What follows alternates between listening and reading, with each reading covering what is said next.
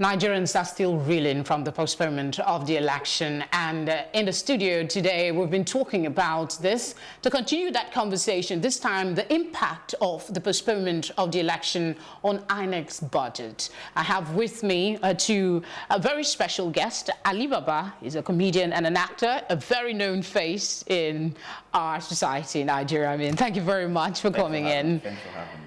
And of course, we have the chairman, Post Assurance Brokers, Electoral. Thank you very much for coming in. Thank you for having me. All right, let's just get straight to it and refer to the press conference yesterday where the INEC chairman was asked about the funds. Now that there seem to be some challenges, we've had fire incidents and stuff like that, if he still has enough funding for the proper conduct of this election. Let me start with you, Alibawa. I think the case with the INEC chairman is that he was just trying to douse fires. The truth is, whatever cost he would have incurred cannot be doubled, because they also have made arrangement for contingency. They've made arrangement for miscellaneous costs. The allowances will now have to be paid again, but I think they have money that have covered all of that, because when they work, they make arrangements for anything that will serve, because sometimes you now have rerun elections, and so that has been made. So this would now fit into a budget of a rerun election. Okay. You know, so I don't think, because what is it that they actually spend money on? Is accommodation, welfare, transportation, administrative, and then security. And most of this security was seconded to them by the police, by the army, by civil defense. Those people are already on salary, so it's not like you're paying them fresh salaries. You're just giving them benefits or maybe small allowances. So some of those allowances are taken care of. I think that's why he said no, that they're okay. But what is worrisome is if they're okay, the logistics arrangement for the National Youth Service Corps members who are acting as ad hoc staff has been raising a lot of dust recently. And we've seen, I don't know if you've seen the pictures online. Let me come to you, Lekon. If they have all they say funding-wise, why is it that we have these very deplorable looking pictures of corps members who are unhappy? Let's use that word. Well, thank you for having me, and viewers, good afternoon. I will say that, you know, the budget notwithstanding, INEC came out to tell us we are fine. Well, you see, nobody really had that deep thought to ask this question. As of the time they got this budget passed, what timelines do we have to get ready for this election? I mean, it's a common knowledge. We know when we had this bickering between executive, legislature, before we even got that INEC budget passed. You see, you know, where I think INEC got it wrong, they should have been able to read between the lines, to see that there's an impending logistic, problem. Because you cannot, all these things are not, they are not, get off the shelf things. You have to order, you have to, prepare, even when you have all the funds. I keep telling people, it's just like you setting up a business and you just want to throw money into that business. The business is just going to crumble, because money alone don't make business work, all right? There are plannings, there are other things that you need to do to make effective use of that money. So here is INEC, got these funds at twilight of the event, okay? Unfortunately, it's also a culture in Nigeria that we treat our youth, our core members with, disdain. They were never ever captured within the scheme of things. When I say they are not never ever captured, I mean their welfare. It is not enough you giving them stipend just for coming to do an ad hoc work. What other things did you put in place, all right? There should have been a proper arrangement to say everybody that is going to have something to do with this election, they don't even have to put them in a 5-star hotel, which we don't even have anyway. So arrange some make some arrangement. Maybe within there are local government chairmen, there are state electoral commissioners. These are people who naturally are, you know, they are locals within those vicinity, those states. They should have had some better arrangement for this ad hoc staff. I'm very sure we only capture the youth corpers. What about several other, you know, ad hoc staffs that are not even within the NYSC, you know, precinct? So, I mean, so just to wrap that up, fine. They said no. We got our, you know, funds. We got everything. It's not a funding issue. It's not a security issue. But when did they get the fund? How much can they do within that time, you know, to the election time? So it will presuppose that there's been planning long before, and I do understand that sometimes you do things on contractual basis. They know that when the money comes, payment would be made. But before we pursue that line of thought, I want to quickly ask Ali Baba, what is your comment on the issue? Because you seem to believe that they have enough funding. So how would you explain the situation as seen with the youth corps members and other ad hoc staff that are youth? It's just like, you know, people are saying when the emo thing happened, Anambra and Plateau, where election materials were burnt. It's like somebody saying, so how would they manage to replace them? The thing is that they've already budgeted something for it. So your card readers, you probably have about, like, for every card reader you have a backup. So let's say for all your 2 million card readers, you have 500,000 backup. You will not have 500,000 card readers go bad. So when they were destroyed, it's easy to quickly replace them. So all of those go into budget. So if result sheets were destroyed as well, they would also have been replaced. That is what I'm saying. So it is that all of this has been captured in the unplanned and unforeseen circumstances. So it is why he said, because he learned from Jaga. Yeah, but the question I'm actually trying to find answers to is the pictures that we saw.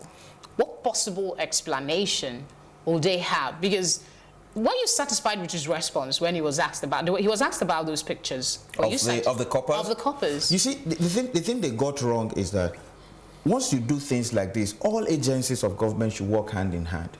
Which is why I was complaining one time about when they had the Lagos State Marathon and they blocked the Lekki roundabout, the first roundabout, and blocked the second roundabout and had to make people go through the alternative route. People were going through the alternative route and it was under repairs. So what you should have done is, when you know you have to give accommodation to these people, you talk to schools that have hostels to send their people out for midterm breaks or shut down some schools so that you can give the hostel accommodation to your coppers, and sometimes you even find that within some areas there are coppers quarters that you could give to these people. You could work with some hotels in partnership and say, we're bringing some people to this place. Is it possible for us to have at discount rates? Or you provide camp materials for these youth corpers, because some of these corpers have also stayed in NYSC camps, so they could manage. They're used to that kind of lifestyle. Yeah, military lifestyle, because they're paramilitary organization anyway. Once you join them, that's why they give them all those trainings before they start. But that is not it. For people who are expecting a lot from the government, I'll say we shouldn't have been expecting anything from the government, because even when people get shot and killed, the response of government is always like, it's unfortunate. Exactly. So people I'm sure some government officials are looking at you people now and going, what are you talking about? They didn't die. When people even die, they just come and say, we're sorry. That's a very uncaring attitude. Oh yes. Oh yes. That's how they behave. That's how people in government behave. As long as, look, I don't think you forgot when the immigration screening. Yeah. Yes. And you had a sad note. And over 30,000 people were injured because of the stampede. And the minister still came out to be like, we didn't invite that much number of people. when you have that kind of, it's an attitude with politicians. They don't care. They don't care, and because they don't care, they find it hard to respond to it, which is why most of our response to emergencies has been lazy. Okay. It is after the. Sometimes it takes a government official 2, 3, 4, 5 days to get to a place where students were kidnapped, like in Chibok. Yeah, I think this conversation would lead us back to the issue of maybe there's too much responsibility for INEC, but we'll come to that. Let's go back to that press conference. Too much responsibility? What were they doing? Like I said, they've only organized like 2 by-elections. We will come to that conversation, okay. But I wanted us to take a look at the situation during the press briefing. Somebody asked about political parties and funding and the issues arising that they have spent a lot of money to mobilize party agents to all parts of the country, and now they need to remobilize. And they talked to the chairman about the possibility of funding political parties from INEC. He responded. Let me come to you, Lekon. How would you react to that? Well, what I would only say about this is, I mean, like Ali Baba said, what is too much as a responsibility? Come on, you have a task ahead of you, and I'm sure you have your plans.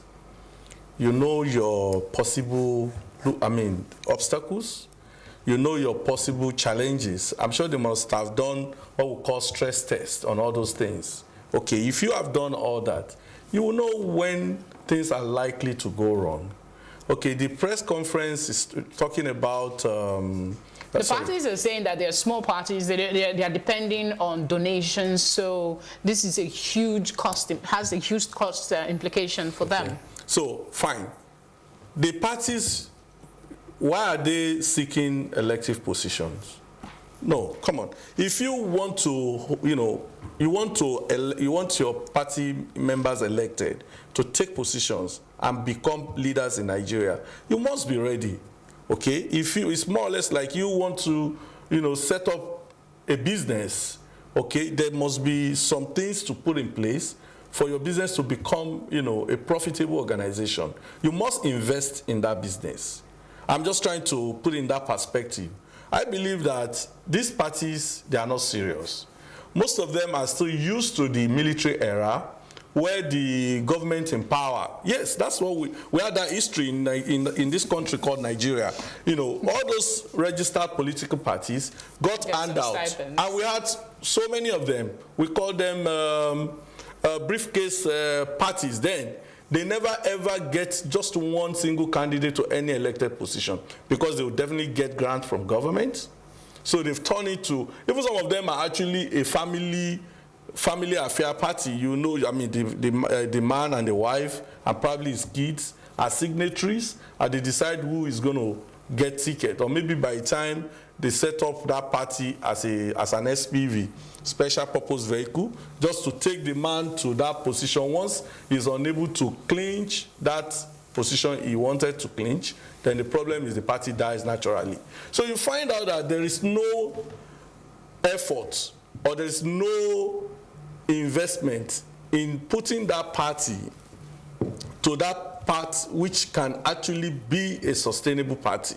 Do you understand what I'm saying? Yeah. So I think I get your point. Yeah. I would like to come to you and sort of rejig the question to ask. Let's just say this. There is always occupational hazards in any business at all, which is the same way we were saying, why should we be the ones bearing the cost of herdsmen who don't have grass to feed their cows? Build a ranch. All right? So if you're going into, I can't go into a boxing tournament and somebody punches me in the eye, and I'm asking, should I get compensation from the organizers of the? You are already in the fight. The other thing is that if they're asking for compensation for some, or maybe the redeployment of some of their party agents, do you know how many businesses lost money? Do you know how many weddings were cancelled? Do you know how many? So if people have postponed their weddings, should the people now say, okay, since we postponed the wedding and it's costing us about like 4-5 million to organize that wedding, INEC should now refund money to us? You're already in the fight. You get blooded in the nose, you are blooded in the nose. It's occupational hazard. Parties should just go and deal with their issues. First of all, it's not our problem, it's your problem. It's just that it affects us because we wanted to vote you into office.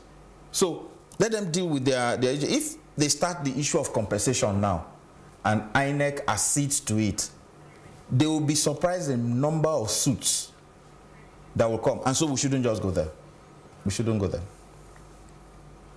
All right.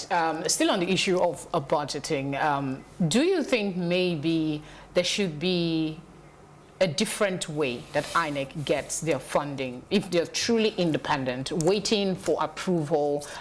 One of the legal practitioners that came in earlier was talking about removing the issue of funding from the National Assembly so they can get their monies independently. I'd like to let me get okay. It will compromise their integrity greatly if they begin to get monies from outside the Senate. It will compromise there because it will mean that they will go. It's like GoFundMe. So exactly. It's like GoFundMe. So after a while, it now becomes who pays the piper dictates the tune. So let it just still be federal government funding, and you are built into the budget. Okay, should we now say the National Assembly should go and be getting their own money so they can be independent? Who funds them? It's the federal government that still funds them. The judiciary still gets funded from the federal government. So it is not about that. Their independence is important. And what we should do is instill and get laws, enact laws that are strong enough to make sure that this institution as INEC, an institution like INEC, stands on its own financially and policy-wise so that they don't get, people will say, oh, the ruling party influenced them, but I can vouch for somebody like Jega, and I think I can do the same thing for this man. But the thing is that they should have known, which was when I posted my video, I said, they should have known that this was not going to happen. You know, the weather problem, like the stuff that they're talking about, weather forecast and logistics problem, you already know. But this also boils down to the problem of infrastructural deficits that we have in the country. If we had trains that were going from place to place, we won't be talking about weather. But these all would have been taken care of course. The logistics department or what have you. But let me get your thought on this. Okay, so my thought about the funding, is simple. These guys have a constitutional role, to execute election of leaders in Nigeria. So these leaders, when they get into power, what do they do? Where did they get funding for their programs? It's from the budget. So I believe the institution that bring these leaders into position, first, they should have what I call first line charge of funding, all right? I don't know if it comes as an extra budgetary, whatever you call it. Well, I won't suggest or I won't subscribe to saying that, INEC expenses should not be subject to National Assembly. But I think we can find a way around this. There's a very creative way. I don't know how the judiciaries are funded. I've never had any debate about how the judiciary budget, goes. Of course. Yeah, so, we can put that kind of arrangement for INEC. For God's sake, this is an institution that will eventually brings the leader into power, by way of the conduct of election. If we have a very bad election as a result of poor funding or non-preparation, definitely you are going to have bad leaders. Okay, so again, to align with what Ali Baba said, we can never go the route of private funding. No. If we do that, it becomes a highest bidder thing. So a party that has the deeper purse can keep putting money into INEC and say, so it becomes compromised.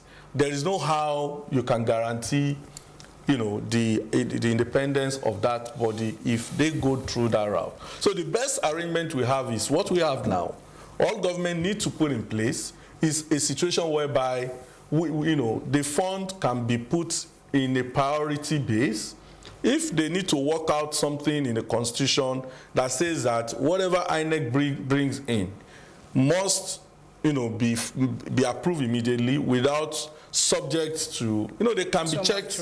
Yeah, they can be checked or whatever. But it can't be subject to so much rules and debate and politicization for that matter. You can see what that INEC funding debate became on the floor of the National Assembly. It's so, to some of us, it's so embarrassing. All right, let's take a look. Let's go back to the issue of overburdening INEC. They have a lot of responsibility. And during that press conference, the INEC chairman kept alluding, I think he repeated it like 3 times or 2, if I'm not exaggerating, saying we need to have a conversation about the responsibilities of INEC. He talks about the fact that the commission is currently joined in over 640 cases. They have about 40 court orders against the commission. He also talks about, some of the issues that they were having as a commission. So is it your opinion, or do you align with the school of thought that